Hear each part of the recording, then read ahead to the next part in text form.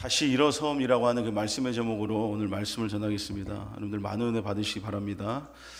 우리가 인생을 살아가는 그 과정 속에서 사람들은 여러 가지 일들과 그 상황들 때문에 고난과 시련을 이렇게 겪을 때가 있습니다.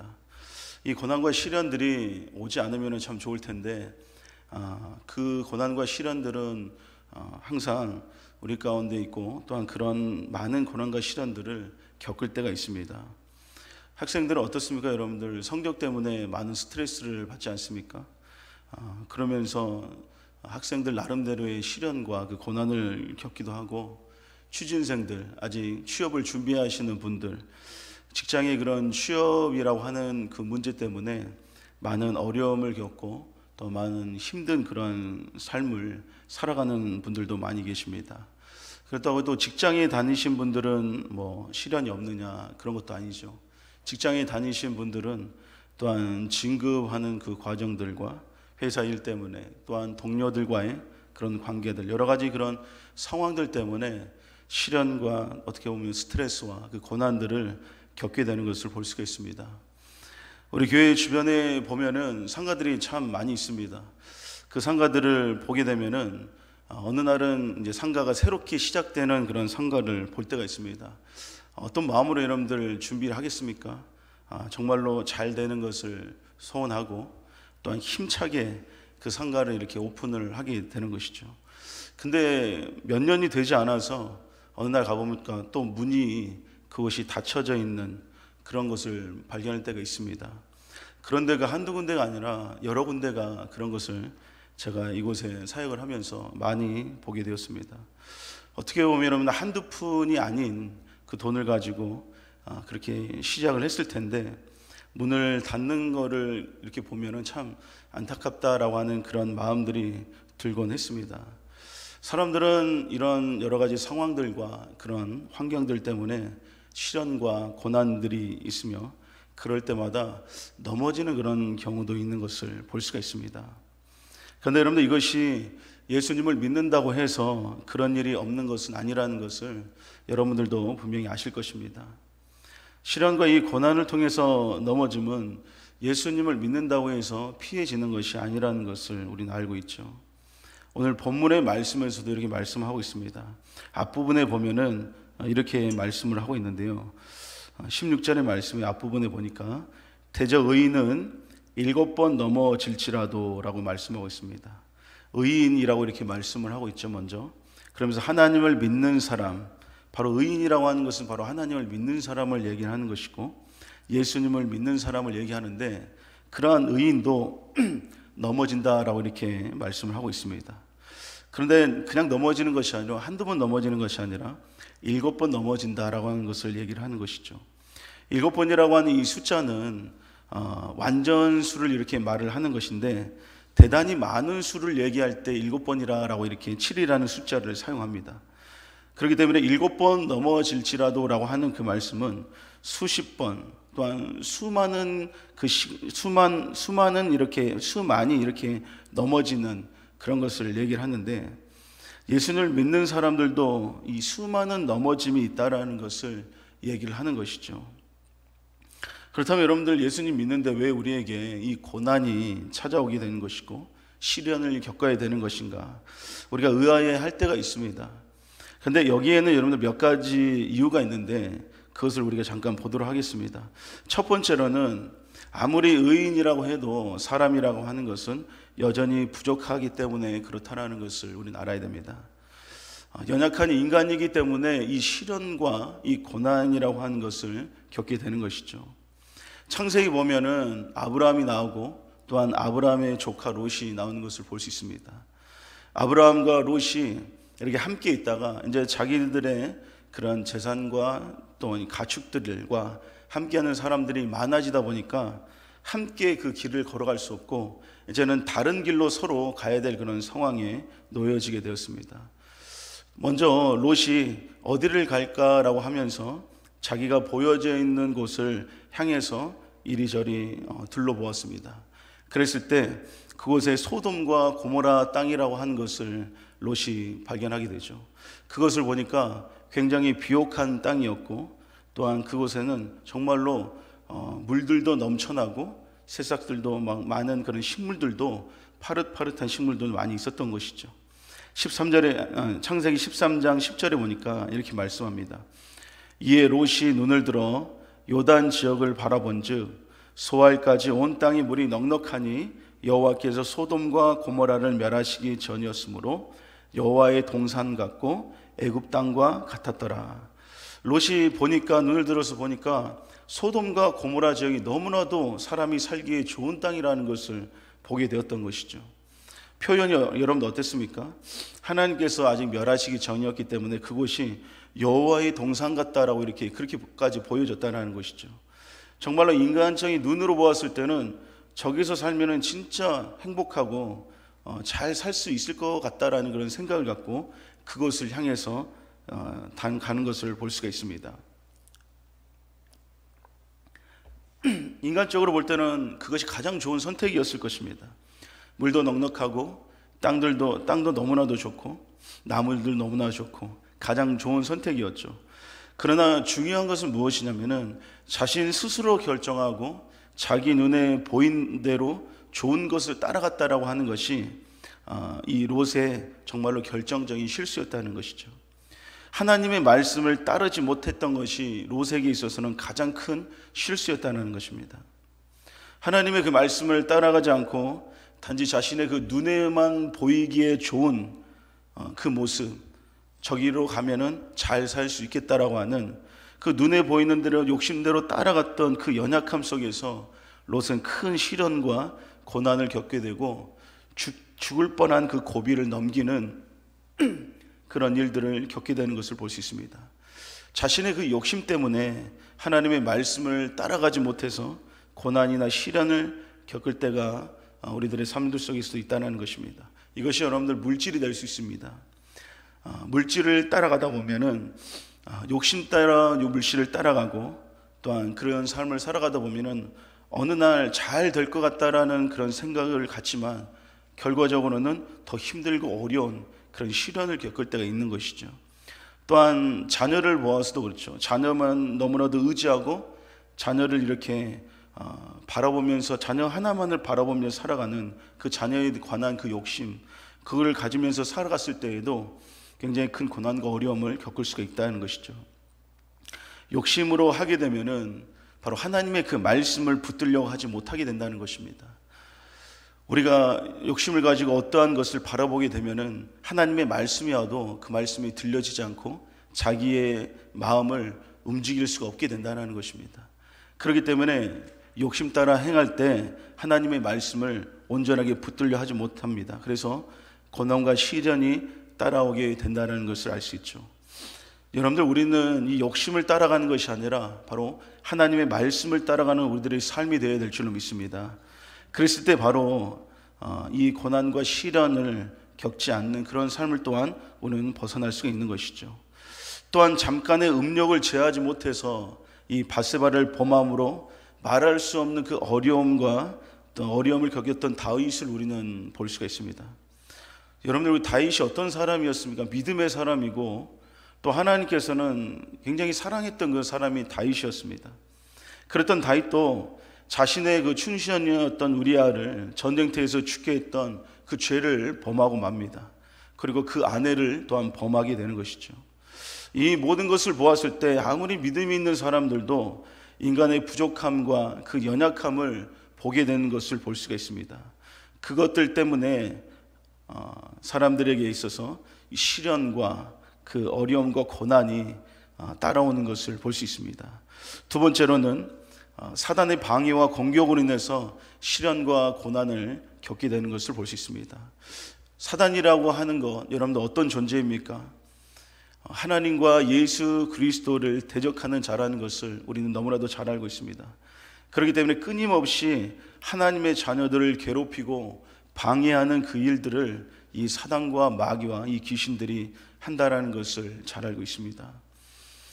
하나님의 자녀들을 그냥 내버려두면 좋을 텐데 이제는 하나님과 그들은 하나님을 대적하는 이런 자들이기 때문에 하나님께 속해 있는 그 하나님의 자녀들을 그냥 놔두지 않습니다. 어떻게 하면은 그들을 이제 잡아다가 시험에 걸리게 넘어지게 만들고 또 죄를 짓게 만들어서 하나님과의 관계를 가까이 하지 못하고 멀어지게 해서 또한 방해를 한다는 것이죠. 그래서 하나님의 자녀들을 그렇게 계속 괴롭히는 일을 하는 것이 바로 사단과 마귀와 귀신들의 일들이라는 것이죠. 성경에서도 보면은 욥에게 그랬다는 것을 볼 수 있습니다. 욥기서 1장 9절과 또 11절을 우리가 함께 볼 텐데요. 9절에 이렇게 먼저 말씀합니다. 사탄이 여호와께 대답하여 이르되 욥이 어찌 까닭없이 하나님을 경외하리이까. 11절에 이제 주의 손을 펴서 그의 모든 소유물을 치소서 그리하시면 틀림없이 주를 향하여 욕하지 않겠나이까 라고 말씀합니다. 하나님께서 욥을 굉장하게 칭찬을 하죠. 그런데 사단은 까닭없이 욥이 하나님을 그렇게 잘 섬기겠습니까? 하나님께서 주신 재물과 이 모든 것들을 하나님이 주셨기 때문에 욥이 하나님을 이렇게 잘 섬기고 하나님을 따른 게 아닙니까? 라고 이렇게 사단이 하나님 앞에 얘기를 하죠. 그러면서 사단이 이제 그렇게 얘기하는 것입니다. 하나님이 주셨던 모든 소유를 다 쳐버리십시오. 그러면은 하나님을 향해서 욕하지 않겠습니까? 이 모든 것이 다 하나님이 주신 것 때문에 하나님을 잘 섬겼습니다 라고 얘기를 하는 것입니다. 어떻게 보면 하나님과 욥과의 그 관계를 방해하며 또한 그 욥을 괴롭히려고 하는 그 사단의 속셈이었던 것이죠. 그래서 어떤 일이 일어났습니까? 이제는 사단을 통하여 재물을 치게 하시고 또한 자녀를 치고 또 욥의 몸까지 치는 그런 괴롭힘을 당하면서 욥이 하루하루를 살아가게 되는 것입니다. 그렇게 해서 하나님과 그의 관계를 끊어버리려고 했다는 것이죠. 이렇듯이 여러분들 사단을 통하여서 또 마귀를 통하여서 이 고난과 시련을 겪게 된다는 것입니다. 그리고 세 번째로는 하나님께서는 뜻을 이루시기 위해서 시련과 고난을 겪는다는 것을 우리는 알아야 됩니다. 여러분 우리가 알다시피 이 요셉이라고 하는 이 인물이 젊었을 때 얼마나 큰 시련과 고난을 겪었던 사람이라는 것을 우리는 성경을 통해서 많이 보았을 것입니다. 형들이 많이 요셉을 시기했습니다. 꿈을 꾸기도 하고 아버지께서 특별하게 잘 챙겨주고 잘해주는 것을 보고 요셉을 향해서 엄청나게 형들이 시기를 하는 것을 우리는 보게 되었죠. 그래서 요셉을 형들이 다른 나라에 이렇게 팔아버리게 되는 것입니다. 그리고 그가 보디발 장군의 집에서 힘들게 노예 생활을 이렇게 하며 살다가 또한 그렇게 어떻게 나름대로 잘 살다가 누명을 이렇게 씌우고 또 감옥에 이렇게 갇히는 그러한 일을 겪게 됩니다. 요셉은 어렸을 때부터 이렇게 큰 고난들과 시련들을 겪으면서 살았는데 요셉이 13년이라고 하는 그런 세월 동안 힘들 고난과 시련의 시간들을 겪었다는 것을 알 수 있습니다. 그런데 여러분들 이 요셉이 겪었던 이런 고난과 시련들은 그냥 요셉이 어떻게 소위 말해도 재수가 없어서 그런 것이 아니라 이 모든 것이 다 하나님의 뜻을 이루기 위한 것이었다라는 것을 알아야 되는 것이죠. 요셉이 여러분들 이 많은 고난과 시련 끝에는 무엇이 되었습니까? 총리가 되었지 않습니까? 총리를 하나님께서 요셉에게 총리를 세우시기 위해서 하나님께서는 그런 많은 고난과 시련을 요셉에게 허락하시고 또한 그 요셉을 통하여서 민족을 살리고 가정을 살리고 생명을 살리고자 하시는 그런 하나님의 뜻이 있었다고 하는 것입니다. 이와 같이 여러분들 시련과 이 고난이라고 하는 것은 하나님의 뜻을 이루기 위해서 이런 시련과 고난을 겪을 수도 있다는 것을 알아야 됩니다. 그리고 마지막으로 하나님의 그 백성을 또한 그 자녀를 정화시키고 또한 연단하기 위한 그런 시련과 고난을 받기도 하는 것이죠. 이스라엘 백성이 출애굽을 이렇게 하고 광야에서 40년의 그 고난과 시련과 그 어려운 삶들을 그들이 살아갔습니다. 그러나 그것은 하나님이 그들을 연단하고 정화시키기 위한 하나님의 뜻이 있었다는 것을 우리는 알아야 됩니다. 이스라엘 민족이 출애굽을 하기까지 그들은 애굽에서 400년이라는 하는 그런 세월 동안 그들은 거기서 노예 생활을 하면서 그들에게 자라났던 것은 좋은 것이 자라난 것이 아니라 그들은 무엇이 자라났냐면은 이 목이 곧은 그런 교만한 그런 모습, 고집들, 그것들이 이들에게는 자라났다라는 것을 알 수 있습니다. 어떻게 보면 고집과 아집을 통하여서 말을 안 듣는 그 민족으로 그들은 어떻게 보면 400년 동안 살게 되었다는 것이죠. 이제는 그것이 그들에게 있으면 안 되기 때문에 하나님께서는 그들을 이렇게 40년이라는 광야를 살게 해야 하는 것입니다. 신명기 9장 13절에 보면 이렇게 말씀합니다. 여호와께서 또 내게 말씀하여 이르시되 내가 이 백성을 보았노라. 보라, 이는 목이 곧은 백성이니라 라고 말씀합니다. 그들이 여러분들 얼마나 하나님의 말씀을 듣지 않고 말씀대로 이렇게 행동하지 않았는지 하나님께서는 목이 곧은 백성이다 라고 말씀합니다.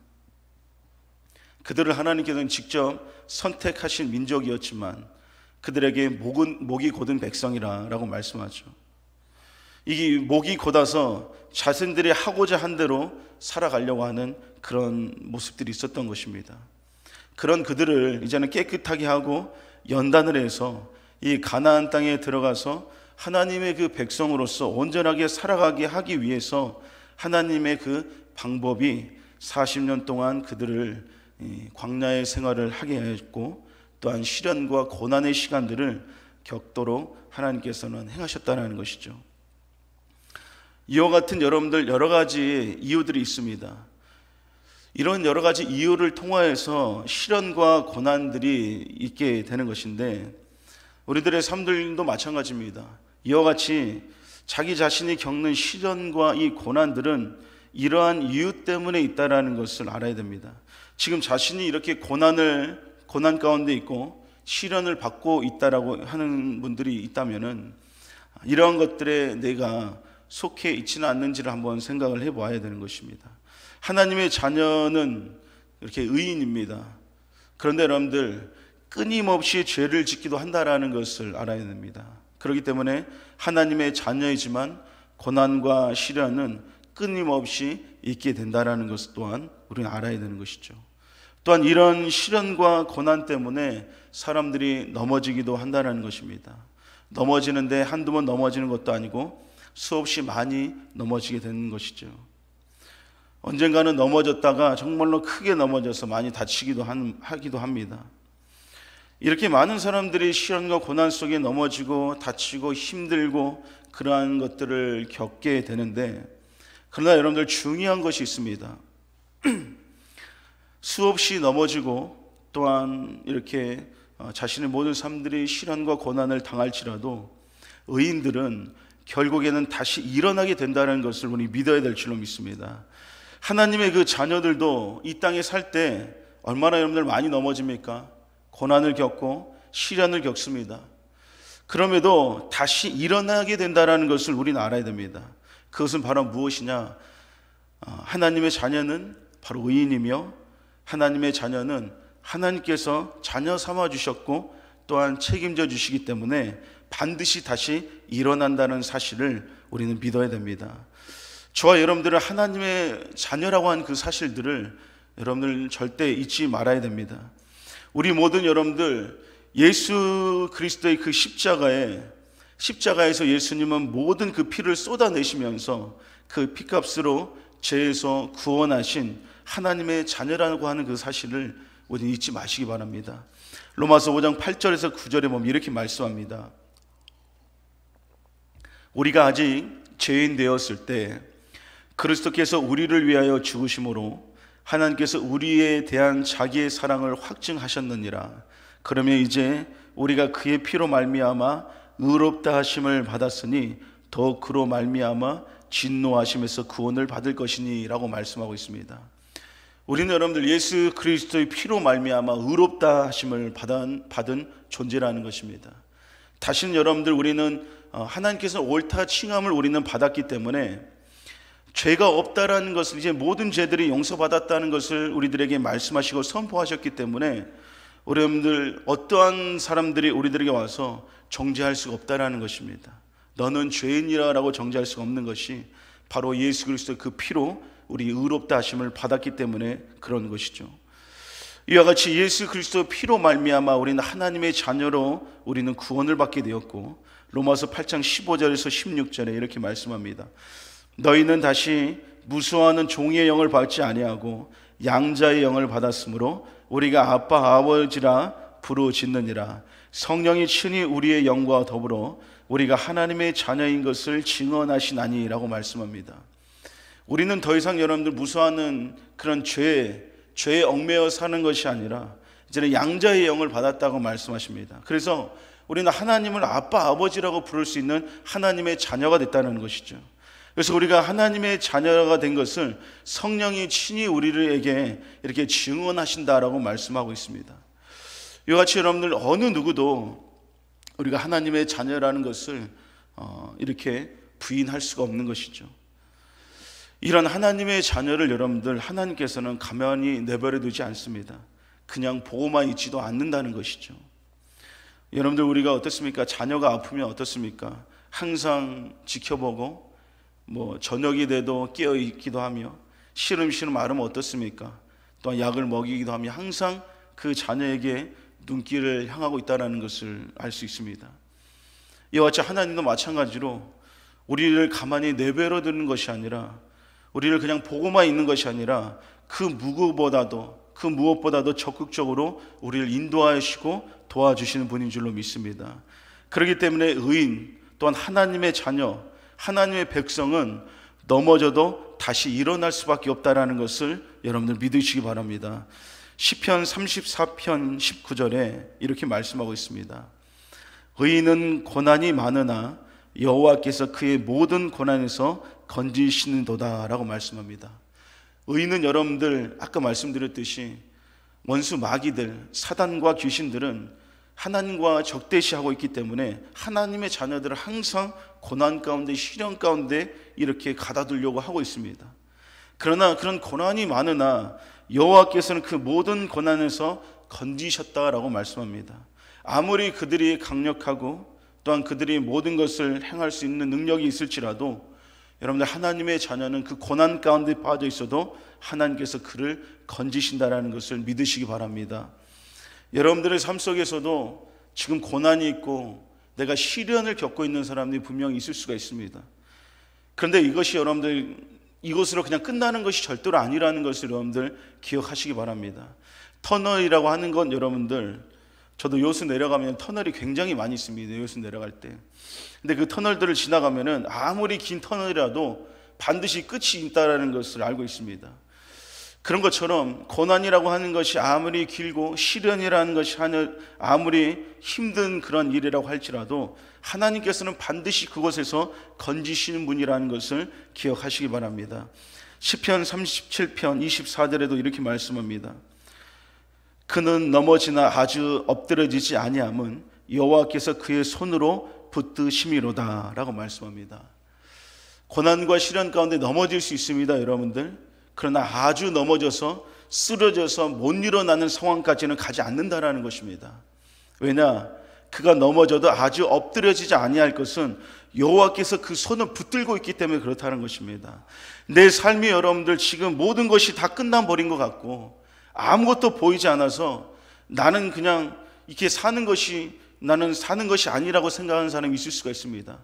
그러나 여러분들 보이지 않지만 하나님께서 그 손을 붙들고 있는 줄로 믿습니다. 그렇기 때문에 넘어진 것 같으나 아주 엎드려져서 쓰러질 정도로 넘어지지 않고 그 손을 붙들고 우리 하나님께서는 다시 일으켜 주시는 그런 은혜가 있다는 것을 기억하시기 바랍니다. 그러나 여러분들 악인들은 어떻습니까? 오늘 본문의 말씀과 같이 16절에 하반절에 이렇게 말씀합니다. 악인은 재앙으로 말미암아 엎드려지느니라 라고 말씀합니다.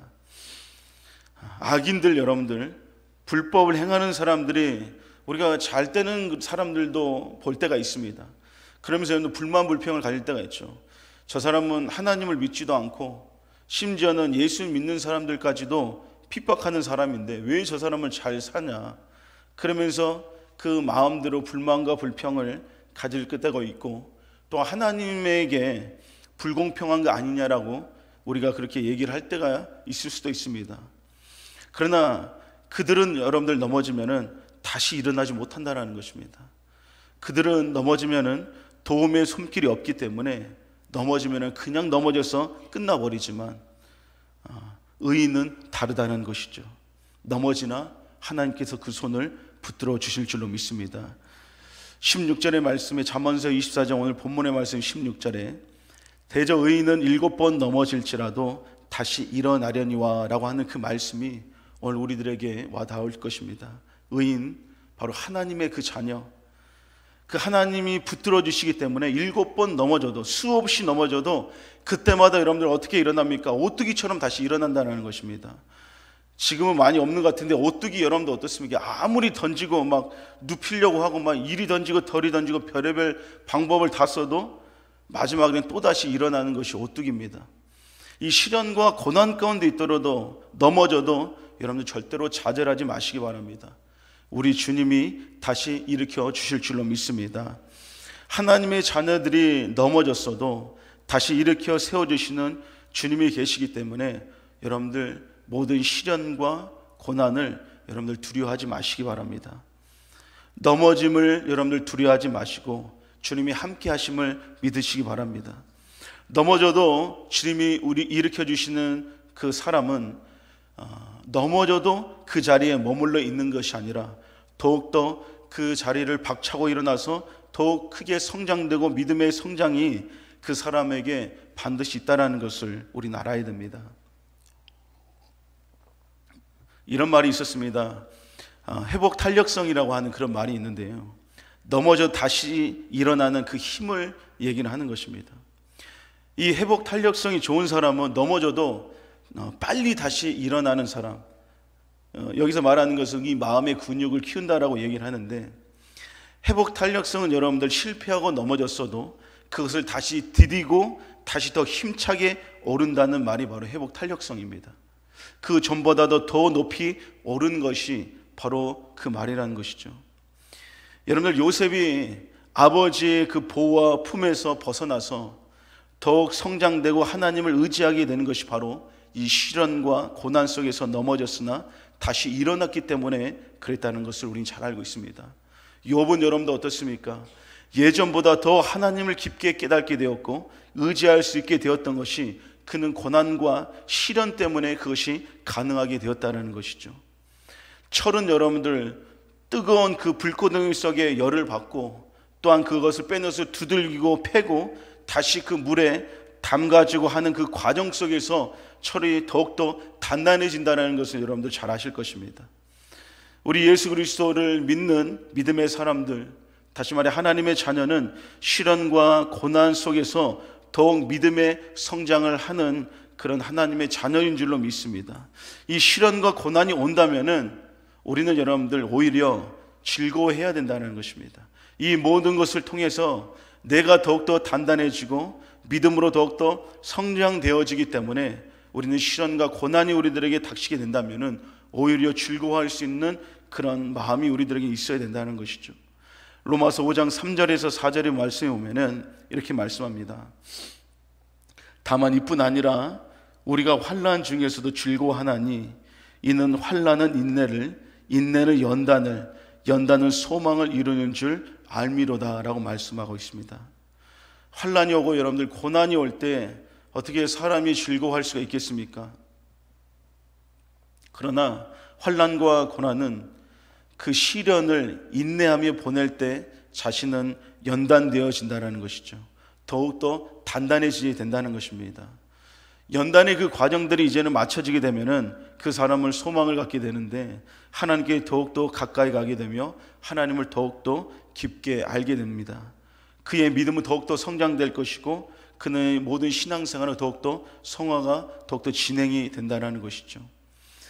이러한 모든 모습들이 바로 이런 시련과 고난이 피할 수는 없지만 그것을 우리가 인내하면서 나아가다 보면은 이제는 하나님께서는 세워주시고 다시 일으켜 주시며 우리는 영적으로 또 믿음으로 더욱더 성장되어지는 우리들의 자신을 발견하게 될 것입니다. 그렇다면 여러분들 이제 우리들에게 시련이 나에게 찾아오고 또한 고난이 와서 우리가 넘어졌다고 생각되어질 때 우리는 이것을 생각해야 됩니다. 나는 바로 하나님의 자녀다라고 하는 이것을 우리는 생각해야 되며, 오늘 말씀과 같이 내가 7번 넘어져도 우리 하나님은 다시 나를 일으켜 주실 것이다 라고 하는 그런 믿음으로 우리는 나아가야 된다는 것입니다. 우리가 좋은 성적을 얻지 못해서 좌절되었어도, 직장에서 스트레스 가운데 낙심될 때에도, 자녀를 바라보면서 근심이 될 때에도 우리는 이렇게 생각합니다. 다시 일으켜 주실 주님이 있다라고 하는 것을 우리는 잊지 말아야 된다는 것이죠. 시련이 올 때 여러분들 이제는 좌절하지 말고 어떻게 이겨낼까를 생각하면서 우리는 즐거워하는 우리들의 모습이 되어야 될 줄로 믿습니다. 이후에 있을 더 단단해져서, 또한 더 단단해짐으로 하나님께서 우리를 사용하기에 편하고, 또 하나님께 더욱더 가까이 가는 내 자신을 발견할 것을 기대하면서 우리는 어떠한 시련과 어려움이 올지라도 예수 그리스도를 바라보며 승리하는 저와 여러분들이 되시기를 주님의 이름으로 축원합니다.